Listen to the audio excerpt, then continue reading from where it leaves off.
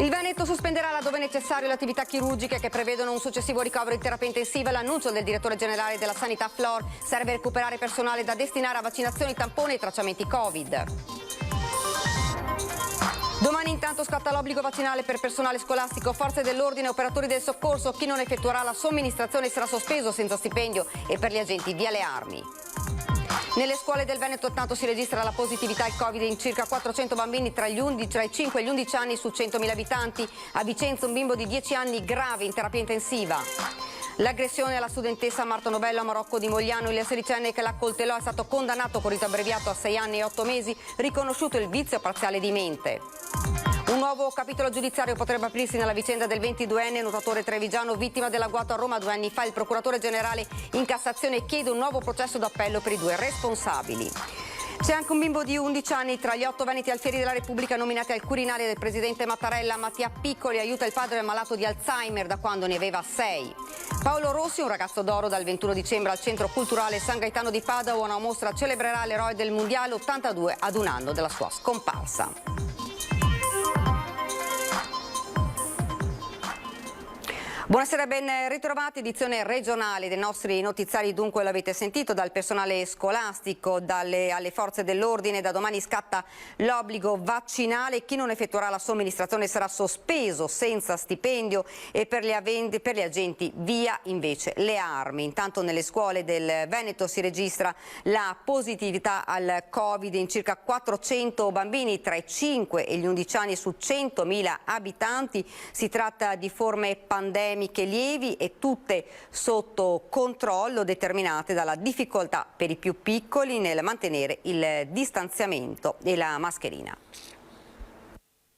Da domani ogni scuola avrà esattamente il panorama di chi ancora non ha il Green Pass rafforzato. Scatta l'obbligo vaccinale per docenti e personale scolastico. Al momento non è dato sapere quale sia in percentuale il numero di dipendenti privi del vaccino nella nostra regione per motivi di privacy, ma con i nuovi controlli chi finora ha scelto l'opzione tampone dovrà cambiare idea. In caso contrario scatterà la sospensione dal lavoro senza stipendio e una pesante sanzione amministrativa. Le scuole controlleranno attraverso questa piattaforma chi ha il disco verde, la spunta verde, quindi vuol dire che ha il Green Pass rafforzato. Si concentreranno su coloro che invece avranno la spunta rossa, quindi vuol dire che non sono in regola con questa nuova normativa, e da lì potranno chiedere, e assegnando 5 giorni di tempo a questi soggetti, quindi sia docenti che personale ATA, di mettersi in regola con la vaccinazione. Quindi nei 5 giorni o deve essere effettuata la vaccinazione o comunque la prenotazione di un turno vaccinale che deve avvenire comunque nei 20 giorni successivi. Nel frattempo farà fede il Green Pass cui si accede tramite tampone. Quello che possiamo dire è che a livello nazionale il fatto che sia vaccinato oltre il 95% del personale significa che siamo sui 45.000, 50.000 soggetti a livello nazionale non vaccinati, e quindi a livello veneto si potrebbe trattare di non più di 2-3.000 persone. L'obbligo non sarà solo per i dipendenti scolastici, ma anche per vigili del fuoco e forze dell'ordine. A chi si defilerà ritiro dell'arma, multe e sospensioni. Il Veneto sospenderà laddove necessario tutte le attività chirurgiche che prevedono un successivo ricovero in terapia intensivo. Lo ha reso noto Luciano Flor, direttore generale alla sanità della Regione Veneto. Con questa iniziativa, che riguarda tutti gli ospedali della Regione, sono interrotte tutte le attività giornaliere e settimanali di intervento medico. La decisione è stata presa, secondo Flor, per recuperare temporaneamente personale da destinare a vaccinazioni, tamponi e tracciamenti Covid. E continuiamo a parlare di vaccinazioni 5-11 anni, si parte il 16, sono 1000 bambini prenotati a poche ore dall'apertura delle prenotazioni, intanto aumentano i contagi in questa fascia d'età e a San Bortolo nel Vicentino è ricoverato in terapia intensiva un bimbo di 10 anni. Quasi 1000 prenotazioni in 24 ore per il vaccino anti-Covid rivolto alla fascia d'età 5-11 anni nell'ULSS 8, fascia che risulta tra le più colpite dal contagio, con 152 classi scolastiche attenzionate nel territorio dell'ULSS 8 e 52 in quarantena, che significa circa 1000 alunni attualmente a casa. E aumentano anche i ricoveri tra i più piccoli, l'ultimo un bambino di 10 anni intubato in terapia intensiva pediatrica. È stato ricoverato 2 giorni fa con un quadro di grave insufficienza respiratoria, un quadro classico, una polmonite franca, è un bambino che ha bisogno di un supporto ventilatorio, ha bisogno di essere sedato, un bambino che è molto impegnato da un punto di vista della sintomatologia. Siamo fiduciosi, abbiamo già visto in queste prime 48 ore un miglioramento lento, ha bisogno di meno supporto ventilatorio, però è ancora in condizioni delicate. Per la fascia 5-11 anni restano 886 posti liberi nelle date di giovedì 16 dicembre e per il 20 dicembre nel centro vaccinale di Torri di Quartesolo e il 22 a Montecchio Maggiore. Sono in fase di apertura altre 4 date con 2400 ulteriori posti. L'invito alla vaccinazione e il messaggio rassicurante arriva dai risultati registrati dalla vaccinazione sui bambini negli altri paesi. Abbiamo 4 milioni di somministrazioni negli Stati Uniti in questa fascia di età, che non hanno comportato alcuna reazione collaterale significativa, ma non solo, abbiamo anche studi precedenti che dimostrano l'assoluta efficacia e l'assoluta tranquillità. A fronte di una campagna vaccinale che procede senza sosta, con un picco di prime dosi mai registrato, 5.330 in pochi giorni, l'altra faccia, quella del contagio, con il territorio vicentino con 930 casi registrati nelle ultime 24 ore e l'ospedale San Bortolo occupato da 140 ricoverati Covid, di cui 10 in terapia intensiva. Stiamo pensando a un'ulteriore apertura di Valdagno e a un'apertura probabilmente anche all'Unigo di una sezione per poter pian pianino trasferire i pazienti che si sono negativizzati o comunque che non hanno più bisogno di assistenza da un reparto per acuti, ma che sono ancora positivi e dobbiamo tenere in osservazione. Ci spostiamo nel Padovano, sanitari stanchi e pronti alla mobilitazione a Schiavonia. Il direttore generale Fortuna li incontrerà nelle prossime ore. Guardate che appunto li incontrerò domani sarò a Schiavonia. Il direttore generale dell'ULSS Leugane incontrerà i medici e i primari dell'ospedale di Schiavonia, che ormai da una settimana è tornato ancora una volta ad essere Covid Hospital per fronteggiare la quarta ondata del virus.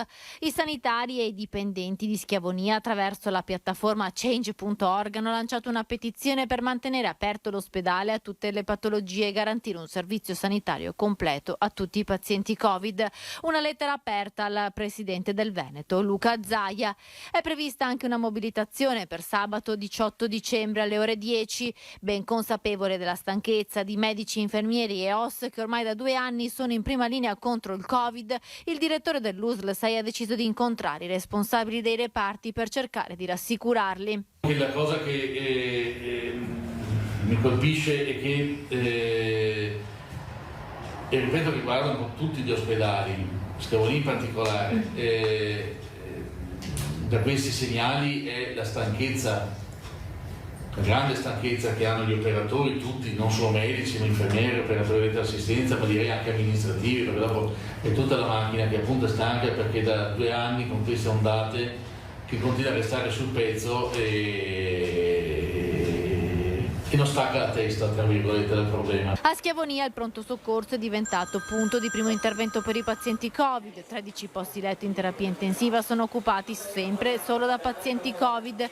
Gli interventi chirurgici sono stati sospesi, rimangono attivi solo il punto nascite, ostetricia, diabetologia, oncologia e psichiatria. Come hanno reso noto i primi cittadini della Bassa Padovana che nelle scorse ore hanno partecipato alla conferenza dei sindaci, l'USL ha già stipulato un accordo con Rovigo per il trasferimento dei pazienti non Covid negli ospedali rodigini più vicini.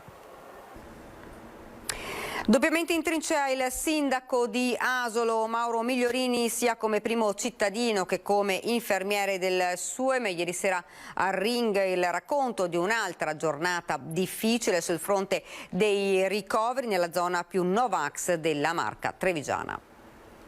Nelle mie ore di servizio, io lavoro al SUEM, e nelle mie ore di servizio di oggi ho avuto modo di incontrare e di portare in ospedale, in pronto soccorso, 5 persone con Covid che necessitavano, poi alla fine sono state tutte ricoverate. Di queste 5, 3 erano non vaccinate, 2 erano vaccinate ma con più di 6 mesi alle spalle dall'ultima dose. I 3 signori non vaccinati, una signora di 38 anni, Novax convinta, e gli altri 2 ultra sessantenni che non si sono vaccinati per o paura o perché hanno sentito dire che il vaccino può andare a toccare il miocardio o che la proteina spike può fare di qua e fare di là.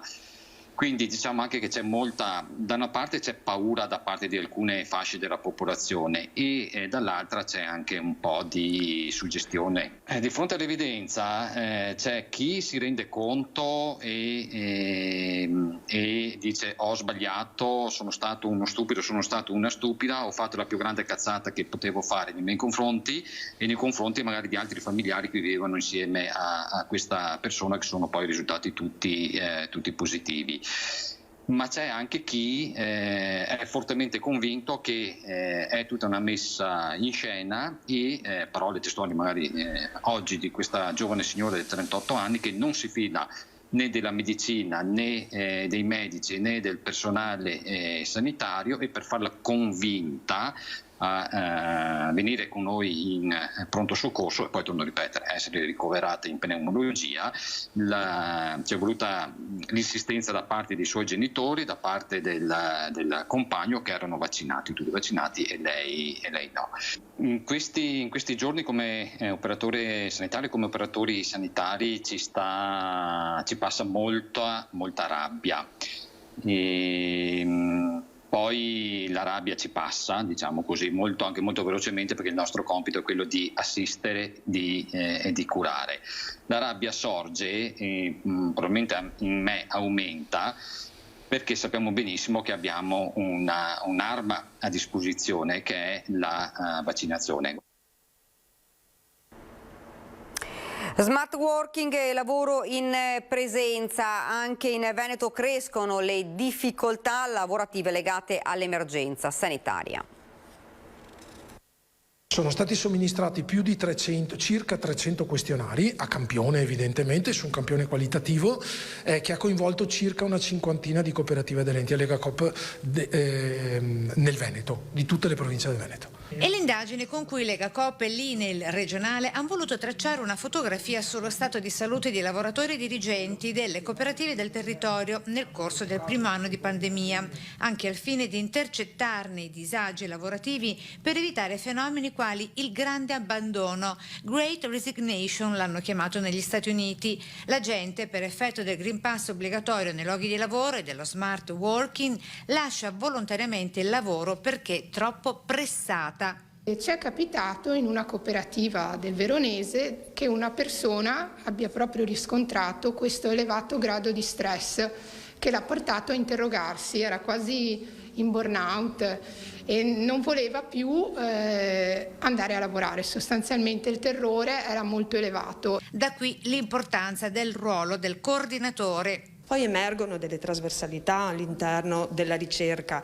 sia per i lavoratori smart working che per i lavoratori che sono poi in ambiente, che hanno lavorato in presenza, che sono criticità da un punto di vista organizzativo. Indagine che proseguirà anche nei prossimi mesi e che consegna alle cooperative anche le linee guida per l'intera organizzazione di riferimento. Il settore sanitario, dell'assistenza agli anziani, servizi, pulizie, sono i settori maggiormente colpiti e settori quindi che più di ogni altro ha subito l'effetto di una riorganizzazione lavorativa. Siamo alla cronaca, l'aggressione alla studentessa Marta Novello a Marocco di Mogliano. Questa mattina il sedicenne che la accoltellò è stato condannato con rito abbreviato. È stato condannato a 6 anni, 8 mesi e 4 giorni. È stato riconosciuto un vizio parziale di mente e adesso attendiamo la motivazione. Faremo sicuramente appello. 6 anni e 8 mesi di reclusione a cui si andranno ad aggiungere altri 24 mesi di misura di sicurezza. È la pena comminata questa mattina dal Tribunale dei minori di Venezia al sedicenne di Marocco di Mogliano che il pomeriggio dello scorso 22 marzo in via Marignana aggredì Marta Novello, studentessa di 26 anni, mentre faceva jogging, colpendola con oltre 20 coltellate.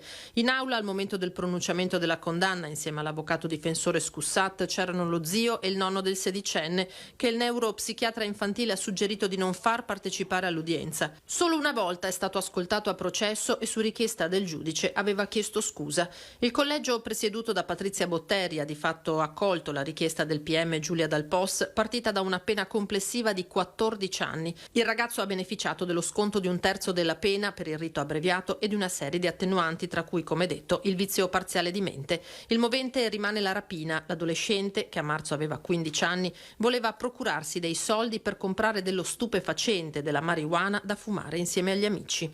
Lo scopo è uno scopo patrimoniale. Il problema è quello che è successo poi. Lui è uscito per fare una rapina, poi ha fatto un qualcosa di completamente diverso, che può solo spiegarsi con una temporanea dissociazione. Difesa moderatamente soddisfatta. Il riconoscimento del vizio di mente, sostenuto tanto dal legale quanto dal suo consulente Lenio Rizzo, è stato determinante. E su questa strada, una volta lette le motivazioni della sentenza, si procederà. Noi chiederemo che venga assolto riconoscendo un vizio totale di mente al momento del fatto, come documentato dal nostro consulente. Nessun commento da parte della famiglia Novello. In aula c'era solo l'avvocato Alberto Barbaro. Marta e i suoi genitori, che non hanno mai cercato una rivalsa, una vendetta, si sono limitati a prendere atto della condanna. Per loro la priorità era e rimane ritrovare una normalità che è stata loro brutalmente strappata. Ed ora il caso di Manuel Bortuzzo, un nuovo capitolo giudiziario potrebbe aprirsi nella vicenda del 22enne nuotatore trevigiano vittima dell'agguato a Roma 2 anni fa. C'è bisogno di rivalutare l'elemento della premeditazione del tentato omicidio, come richiesto dalle difese. Con questa convinzione, il procuratore generale della Cassazione chiede un nuovo processo d'appello nei confronti di Lorenzo Marinelli e Daniel Bazzano, condannati a 14 anni e 8 mesi per gli spari che hanno cambiato la vita di Manuel Bortuzzo. Una notte impossibile da dimenticare, quella tra il 2 e il 3 febbraio 2019 nel quartiere Axa di Roma, dove il 22enne talento del nuoto nato a Trieste e trevigiano d'adozione, che sognava le Olimpiadi, si trovava insieme alla fidanzata Martina. Un raid punitivo in seguito a una rissa alla quale Manuel era totalmente estraneo. Quel proiettile alla schiena, la corsa disperata in ospedale, la paralisi, che non ha però fermato la voglia di vivere del giovane, capace di continuare ad allenarsi, di scrivere un libro sulla sua vicenda, prossimo a diventare un film, e oggi tra i protagonisti favoriti alla vittoria nel Grande Fratello VIP. La richiesta del procuratore generale della Cassazione è avvenuta stamane all'udienza presso la Suprema Corte. Premeditazione da rivalutare. Eppure, secondo i giudici d'appello che hanno emesso il loro verdetto il 23 luglio del 2020, quel dramma fu il frutto proprio di un raid premeditato, un'azione scellerata messa in atto con l'intenzione di uccidere. A sparare fu Marinelli, che era a bordo di un motorino con Bazzano. Nei confronti dei 2 imputati l'accusa fu riformulata in tentato omicidio premeditato e porto, detenzione e recitazione di arma da fuoco. La sventagliata di almeno 3 colpi fu messa in atto, si lesse negli atti, come attività ritorsiva e dimostrativa dopo una rissa avvenuta presso il locale dove si trovava anche Manuel, che nel pub aveva trascorso la serata senza prendere parte alla zuffa. Il raid dei 2 condannati mirava a rimarcare il potere su quella piazza. In mezzo era finito Manuel. Il processo, la condanna in primo grado, quella in appello. Ora il nuovo capitolo di un dramma che sembra non avere fine per un ragazzo che ha sempre dimostrato di non mollare mai, come quando incontrò i ragazzi del collegio Pio X di Treviso il 18 febbraio di quest'anno. Il sogno di Manuel Bortuzzo è quello di tornare a camminare, è ovvio, questo non lo perderò mai, anche quello di vincere un'Olimpiade, anche quello di realizzarsi nella vita, di far stare bene le persone che ha a fianco, quindi sono tanti sogni, come sono tanti i sogni di questi ragazzi, e oggi spero di averli fatto capire che non devono mai smettere di credere nei sogni, mai smettere di credere in quello che vogliono, che nessuno potrà mai fermarli se loro qualcosa lo vogliono davvero. Ed è ufficiale, ci sarà un appello bis per i 2 imputati rei confessi del ferimento del nuotatore Emanuele Bortuzzo. Lo ha deciso la Cassazione, che ha ordinato alla Corte d'Appello di Roma di riesaminare la sussistenza o meno della circostanza aggravante della premeditazione. Ed ora ci fermiamo per una piccola pausa pubblicitaria.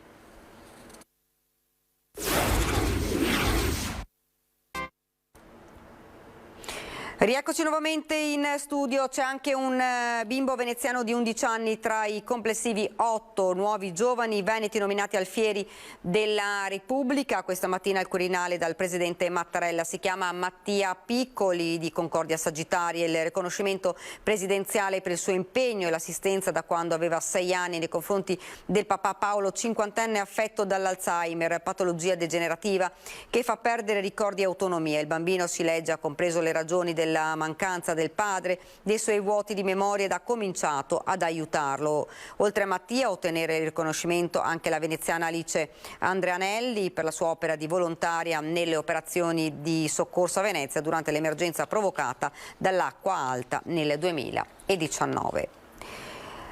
Paolo Rossi, un ragazzo d'oro, dal 21 dicembre al Centro Culturale San Gaetano di Padova. Una mostra celebrerà l'eroe del Mondiale 82 ad un anno dalla sua scomparsa.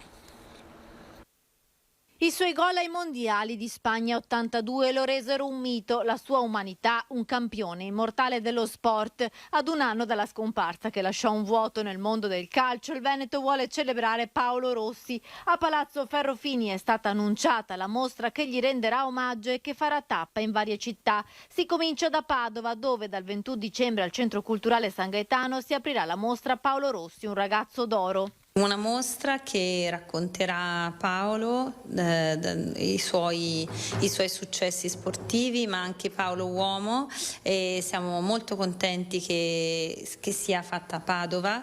Ma Paolo si è sempre sentito veneto e quindi Padova sicuramente sarà una location adatta, bella, e che sicuramente avrebbe fatto piacere anche a lui. Cimeli unici come il pallone e la scarpa d'oro, la mitica maglia numero 20 indossata nella semifinale con la Germania, ma anche foto e ricordi per scoprire la vita di Pablito fuori dal campo.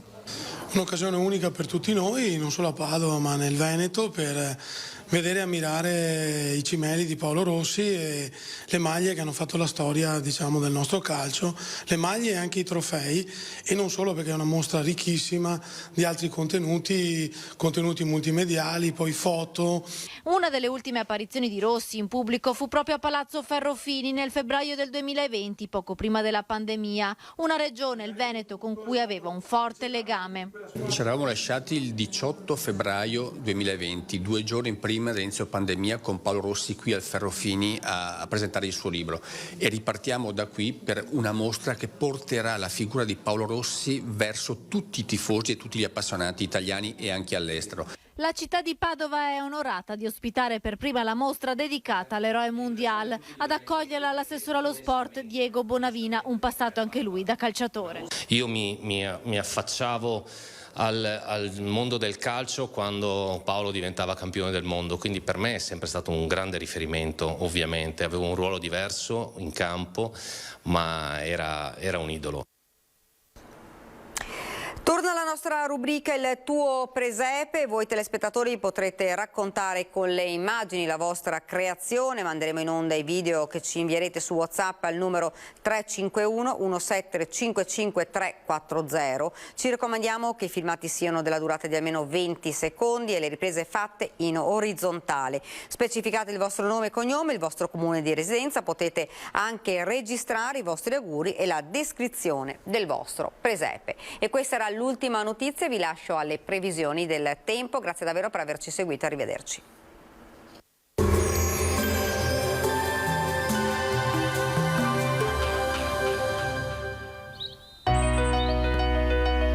Casa Cason, profumi e sapori in una fetta di Veneto. Bentrovati al meteo. Ancora alta pressione sull'Italia, prosegue dunque la parentesi di tempo stabile sul nostro territorio. Vediamo il dettaglio di mercoledì 15 dicembre. Sul Veneto inizialmente foschie, nebbie e nubi basse in pianura e nelle valli prealpine, estese e localmente persistenti, altrove tanto sole. Qualità dell'aria progressivamente in deterioramento. Il fenomeno dell'inversione termica e l'assenza di vento e di precipitazioni infatti provocano un accumulo degli agenti inquinanti nei bassi strati dell'atmosfera. Diamo uno sguardo alle temperature minime tra -4 e 2 gradi, massime sui 5-10 gradi all'incirca. Ci spostiamo ora sul Friuli Venezia Giulia. Anche in questo caso avremo un tempo decisamente buono, con ampio soleggiamento dappertutto e cielo sereno. Temperature minime tra lo 0 e i 7 gradi, massime sui 10-11 gradi.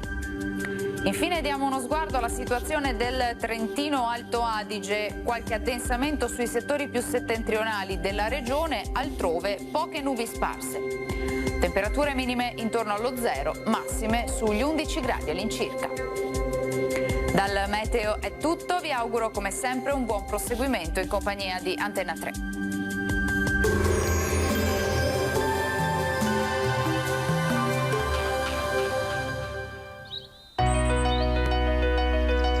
Casa Cason, l'arte di fare i salumi, viene da molte fette fa.